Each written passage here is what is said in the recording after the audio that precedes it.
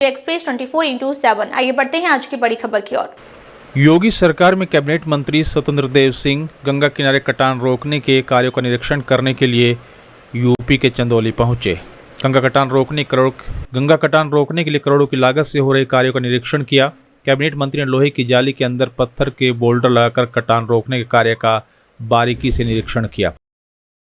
Cabinet मंत्री ने कहा कि काम की गुणवत्ता में दिखी कमी सुधार करने के लिए अच्छा एक्शन सहित अधिकारियों को निर्देश दिए। गुणवत्ता में नहीं सुधार हुआ तो बड़ी कार्रवाई करने की बात कही।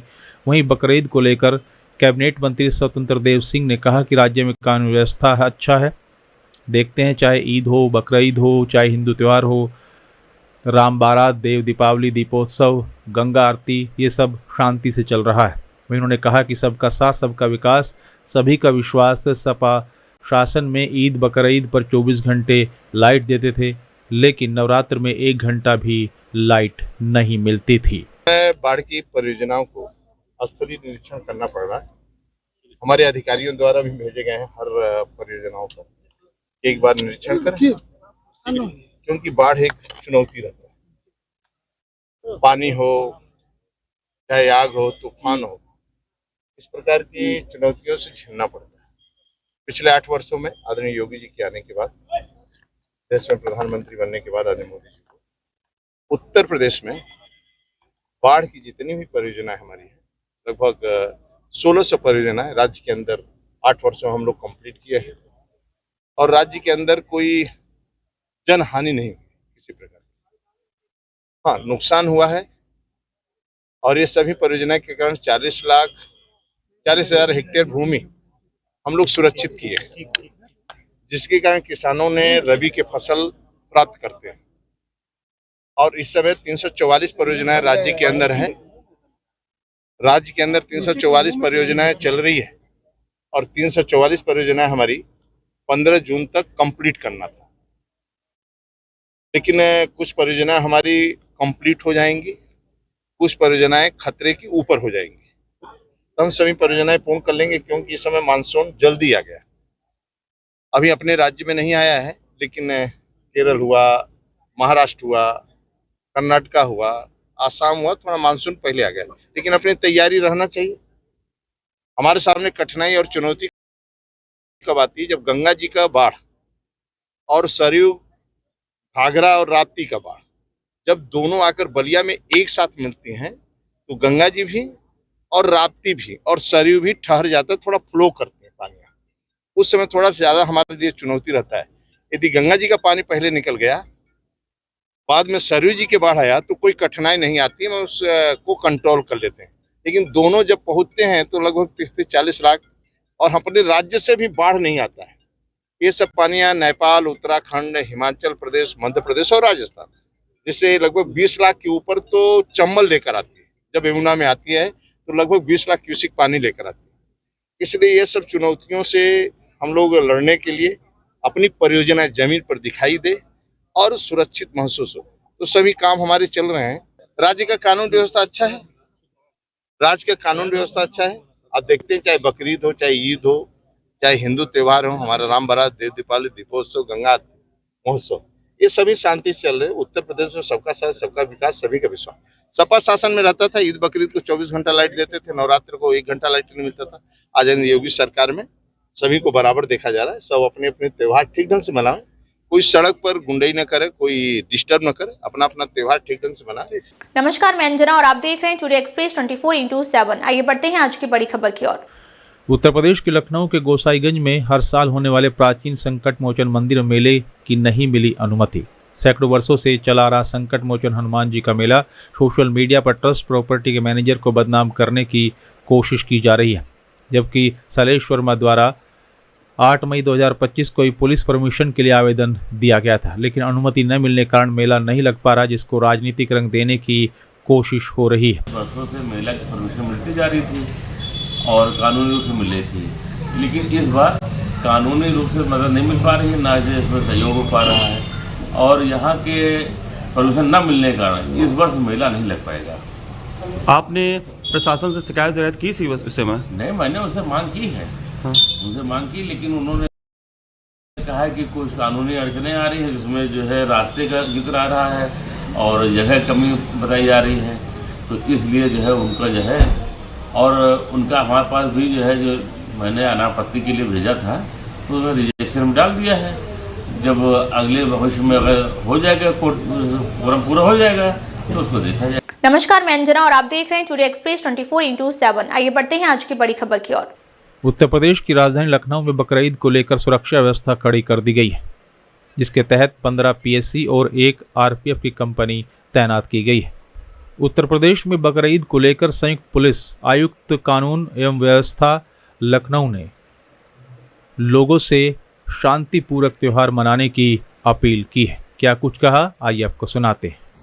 बकरीद त्यौहार को सकुशल संपन्न कराने के लिए जनपद लखनऊ में सभी थाना स्तर पर पीस कमेटी की बैठक कर ली गई है। डीसीपीस के लेवल पे जोनल सभी अधिकारियों और पीस कमेटी के लोगों के साथ बैठक कर ली गई है।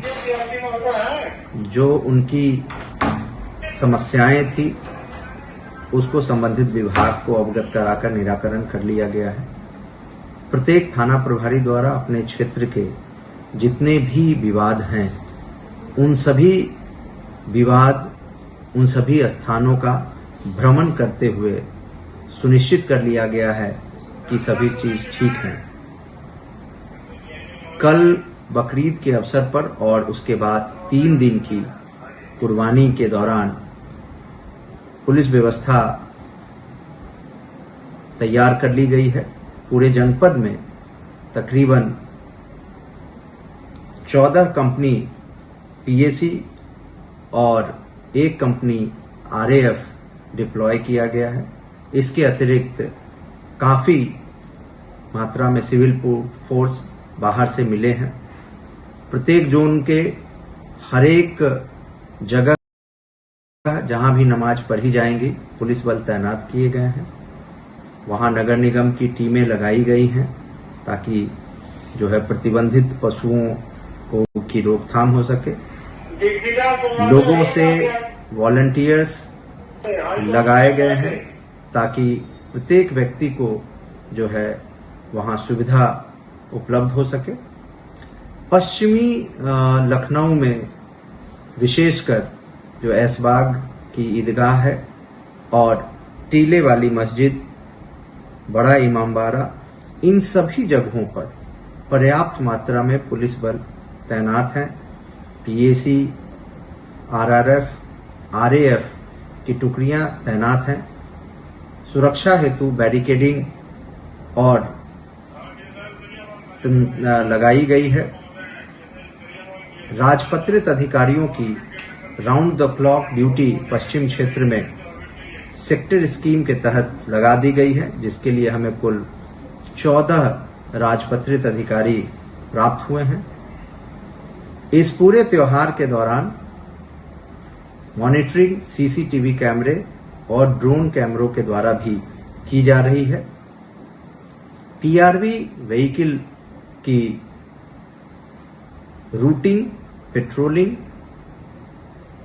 प्रत्येक थाना क्षेत्र में संबंधित थाना प्रभारी और चौकी प्रभारी के द्वारा कराया जा रहा है ताकि यह पूरा त्योहार शांतिपूर्ण ढंग से सकुशल संपन्न कराया जा सके। नमस्कार, मैं अंजना और आप देख रहे हैं टुडे एक्सप्रेस 24/7। आइए बढ़ते हैं आज की बड़ी खबर की ओर। बाबा बुदेश्वर मंदिर पर इन दिनों राजनीति हावी है। आए दिन किसी न किसी बात को लेकर मंदिर में झड़प होती रहती है। पिछले 2 दिनों से लगातार मंदिर के पुजारियों से जबरदस्त कहासुनी हुई। कहासुनी के बाद मामला कोतवाली पहुंचा। बुदेश्वर मंदिर के रिसीवर उपजिलाधिकारी भी नहीं दे रहे इस ओर कोई ध्यान। मंदिर परिसर में नहीं है सुरक्षा व्यवस्था के कोई इंतजाम। पारा थाना क्षेत्र के बुदेश्वर चौराहे पर ये ऐतिहासिक मंदिर स्थित है। नमस्कार, मैं अंजना और आप देख रहे हैं टुडे एक्सप्रेस 24/7। आइए बढ़ते हैं आज की बड़ी खबर की ओर। उत्तर प्रदेश के चंदौली में आरपीएफ और अलीनगर पुलिस के चेकिंग अभियान में लगातार शराब तस्करों पर कार्रवाई जारी है। अंतर्राज्यीय 7 शराब तस्कर को गिरफ्तार किया गया है, जिनसे विभिन्न ब्रांड के 212 लीटर से ज़्यादा अवैध अंग्रेजी शराब बरामद की गई। ट्रेन की चेन पुलिंग करके वो शराब तस्करी करते थे। पुलिस के अनुसार बरामद शराब की अनुमानित कीमत 3 लाख रुपए बताई जा रही है। 7 शराब तस्कर बिहार राज्य के निवासी हैं। जिले के 5 थाने में आबकारी अधिनियम के तहत इनके खिलाफ मुकदमा चल रहा है। चंदौली एसपी आदित्य लांगे और डीडीयू मंडल सुरक्षा आयुक्त जेथिन बी राज के निर्देश पर यह कार्रवाई की गई। डीडीयू जंक्शन रेलवे स्टेशन के बिहार जाने वाले ट्रेन से चेन पुलिंग करते समय संयुक्त टीम को यह सफलता मिली।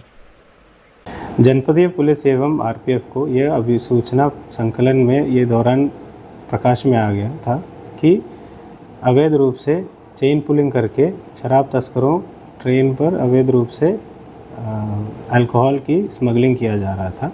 इसी के दौरान सूचना प्राप्त कर तत्काल 4 स्टेशन के अंतर्गत थाना चंदौली, सकलडिया, अलीनगर एवं मुगलसराय में अभियोग पंजीकृत किए गए थे। इसी क्रम में जनपदीय पुलिस व आरपीएफ की एक टीम बनाकर संयुक्त अभियान चला गया था। उपरोक्त अभियान के दौरान दिनांक 4 और 5 की मध्य रात्रि के बाद थाना धीना अंतर्गत 4 अंतर्राज्यीय शराब तस्करों को गिरफ्तार किया गया, जिसके कब्जे से 108 लीटर अंग्रेज़ी शराब बरामद की गई, जिसकी अनुमानित लागत लगभग 1 लाख है।